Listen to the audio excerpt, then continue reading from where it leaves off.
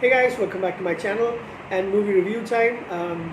So this movie, I hadn't really known that they were actually doing this, which is kind of a prequel, a reimagined prequel to a famous television show that was there in the 70s, I believe, 70s, maybe early 80s.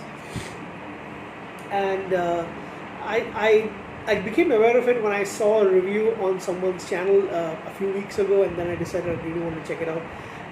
Don't know. I don't really know. Sorry, what was that?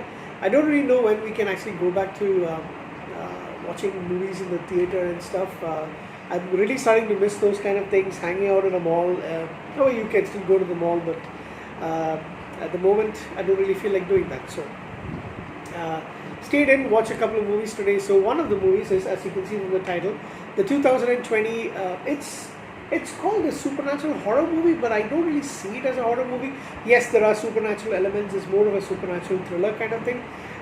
Fantasy Island, and there was a similarly named television series that came out in 1977, and it starred Ricardo Montalban, Khan himself. Yeah, Khan Noonien Singh itself was, and it ran for about a few seasons from 1997 to 1984.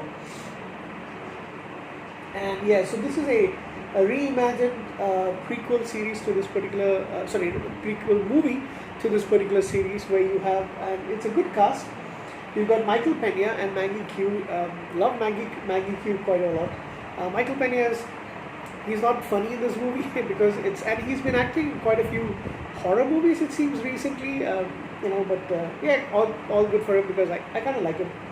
Lucy Hale, who I've also seen in a movie called Truth or Dare. Now, while that movie was pretty shit, she's actually much better in this movie. Austin Stoll, Portia Doubleday, that's a weird surname, Doubleday. Jimmy O Yang, Ryan Hansen, and Michael Rooker, and you also have a couple of people who I know very well. Kim Coates, who plays a character's name is Devilface, a leader of a drug cartel that's on the island, and you also got Charlotte McKinney. She plays a party girl, and Mike Vogel, who I've seen in a series called Under the Dome. He plays a character here as well. So basically, you have on the Fantasy Island, you have these 5 people who have won, some kind of contest to actually go and to visit Fantasy Island and live there for a couple of days, enjoy the amenities. It's run by Mr. Rock, who is Michael Pena's character, and the thing is, they call it Fantasy Island because you get to live out one of your fantasies. You can pick the fantasy, you get to live out the fantasy on the island, and basically, even though the people who are come to visit, they don't really know that this is supernatural element. There is a particular, I don't really know what you want to call it, but some kind of a liquid in a well inside a cave. That's how I can explain it. It's something like described as it's called the heart of the island. It's like a big stone where when you go look at it, your ultimate fantasies are reflected back to you.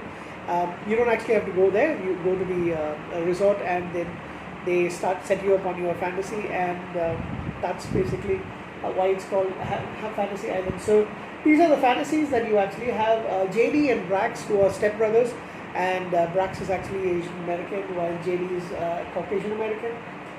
They want to have a great time. They want to have a rave with a lot of people partying and a lot of women. That's what they want to do: drink, enjoy themselves, have sex.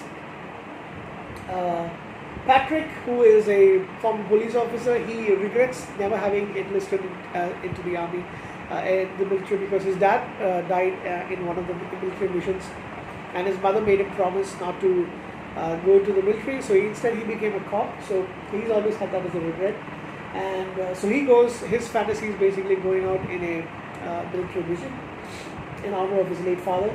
Melanie, the young lady who is out to take revenge on a childhood bully who made her life miserable for several years. And Gwen, who is a businesswoman, played by Maggie Q, she regrets not having accepted her former boyfriend's proposal for wedding proposal, um, and like she regrets that she left the love of her life. So Melanie goes to an underground bunker where there's a setup, lab kind of thing set up, and basically the lab looks like something from the 1970s, and she meets the bully, and she can torture her. So each of them live out these particular fantasies. I'm not going to give away anything more, but there's a lot of twist and turn. There's a supernatural element. There is some black comedy elements in it. There is some little bit of fun comedy stuff added into it, and I think the movie didn't get that much rave reviews. I mean, it was kind of like mostly mixed to negative, but I kind of enjoyed it. It was worthwhile watching for a lazy afternoon like today. And so I'm not going to reveal the twist that comes up. There are a couple of twists in the movie. So it's pretty okay. I wouldn't say it amazed me. It was pretty decent. The thing is, at certain points, I think they should have actually gone for the horror element. It would have made a lot more sense. It basically became, like I said, more like a thriller with the supernatural elements in it. So had they done that, I think it would have turned the movie completely in a different direction, and I think it would have been much better. But basically this is it. So you see a lot of the things about regrets. You see a lot of things about people not having taken up something that they were supposed to have, and not regretting not taking those actions and those kind of things. So it ties all of these things together. Pretty good cast, I would say. It isn't in any way of something that's really memorable, but at the same time, I think you would enjoy it. So that's the basic setup. I'm not going to put any spoilers into it. That's the movie Fantasy Island. I would give this movie a 7.5 out of 10. Like I said, I wasn't blown away by it, but at the same time, it entertained me sufficiently enough for an afternoon, and I quite enjoyed watching it. So 7.5 is my rating for this particular movie. Thank you, and I'll catch you again pretty soon. Good night.